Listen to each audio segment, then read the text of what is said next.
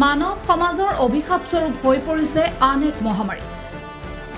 দক্ষিণ কোৰিয়া গ্ৰাস কৰিছে মহামাৰীস্বৰূপ নিঃসংগ মৃত্যুৱে। প্ৰতি বছৰে এই নিঃসংগ মৃত্যুৰ বলি হৈছে হাজাৰ হাজাৰ লোক। আত্মীয় স্বজনৰ অজ্ঞাতে সাৱটি লৈছে নিঃসংগ মৃত্যু। বৰ্তমানৰ প্ৰতিযোগিতামূলক পৃথিৱীত যৌথ পৰিয়াল ক্ৰমাৎ অলিক কল্পনা হৈ পৰিছে। ক্ষুদ্ৰৰ পৰা ক্ষুদ্ৰতৰ হৈ পৰিছে প্ৰতিটো পৰিয়াল। স্বাৰ্থপৰৰ দৰে নতুন প্ৰজন্মই অস্বীকাৰ কৰিছে আত্মীয় স্বজনক। ফলত নিঃসংগ হৈ পৰিছে পৰিয়ালৰ বয়সস্থ লোকসকল। বছৰৰ পাছত বছৰ ধৰি এনে নিঃসংগভাৱে দিন পাৰ কৰিবলগীয়া হৈছে এনে লোকে। দক্ষিণ কোৰিয়াত অধিক শোচনীয় হৈ পৰিছে বৰ্তমানৰ সমাজ ব্যৱস্থা। বছৰি এনে নিঃসংগ মৃত্যু আঁকোৱালি লৈছে হাজাৰ হাজাৰ লোকে। চৰকাৰী তথ্যমতে 2017ত নিঃসংগ মৃত্যু হৈছিল 2412 জনৰ। 2021ত এই সংখ্যা বৃদ্ধি পাইছে 3338লৈ। মৃতদেহৰ পৰা দুৰ্গন্ধ ওলালেহে চুবুৰীয়াই গম পায় কিহৰ কাৰণে বৃদ্ধি পাইছে এনে মৃত্যু। বিশেষজ্ঞসকলে প্ৰকাশ কৰা মতে দেশখনৰ সামাজিক ব্যৱস্থা ক্ৰমাৎ উদ্বেগজনক হৈ পৰিছে।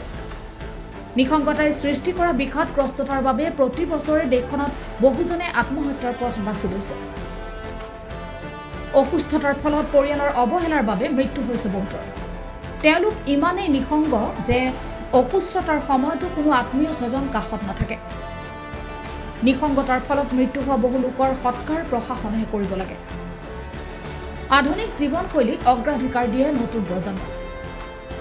তেওঁলোকৰ বাবে তুচ্ছ ভাই ভনী ককা আইতা আদিৰ দৰে সম্পৰ্কবোৰ। এনে মৃত্যু আঁকোৱালি লোৱা লোকৰ বয়স 50ৰ পৰা 60ৰ ভিতৰত। পৰিস্থিতি অধিক ভয়াৱহ হৈ পৰা দক্ষিণ কোৰিয়া চৰকাৰে বলবৎ কৰিছে lonely death prevention and management act. জীৱনশৈলী পৰিৱৰ্তন নকৰিলে বা বিলাসিতা পৰিহাৰ নকৰিলে এই সামাজিক সমস্যা দূৰ কৰাটো সম্ভৱ নহ'ব বুলি সকিয়নি দিছে সমাজবিদসকলে। দক্ষিণ কোৰিয়াই নহয়, এতিয়া মহামাৰীয়ে গ্ৰাস কৰিছে অসমতো। দেশৰ আন আন আগশাৰীৰ ৰাজ্যবোৰৰ সমান্তৰালকৈ গুৱাহাটীও এই মহামাৰীৰ কবলত পৰিছে। পঢ়া চাকৰি আদিৰ বাবে ঘৰৰ পৰা আঁতৰত থকা লোকসকলৰ পিতৃ মাতৃ অকলশৰীয়া হৈ পৰে। ঘৰত বন্দীত্বৰ জীৱন কটাবলগীয়া হয় বৃদ্ধসকলে। যান্ত্ৰিকতাৰ যুগত আধুনিকতাৰ সময়ত আত্মকেন্দ্ৰিকতাত ব্যস্ত হৈ পৰিছে প্ৰতিগৰাকী লোক। সেয়ে দেখা যায় এতিয়া প্ৰতিগৰাকী লোক নিঃসংগতাৰ কবলত পৰিছে। এই ব্যাধি নোহোৱা কৰিবৰ বাবে সকলোৱে চিন্তা কৰিব লাগিব আৰু যেন কোনো ব্যক্তিৰে নিঃসংগতাৰ বাবে মৃত্যু নহয়, কোনো যেন নিঃসংগ নহয়। Bureau report, ভাৰতৱান।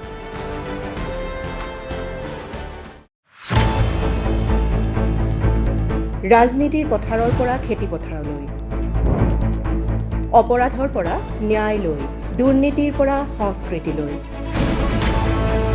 প্ৰতিটো ক্ষণত সলনি হোৱা দেশৰ খবৰ আমাৰ দৃষ্টি। অসম, অৰুণাচল লগতে উত্তৰ পূৰ্বাঞ্চলৰ বিভিন্ন খবৰ আপোনাৰ হাতত। কেৱল ভাৰত ওৱানত।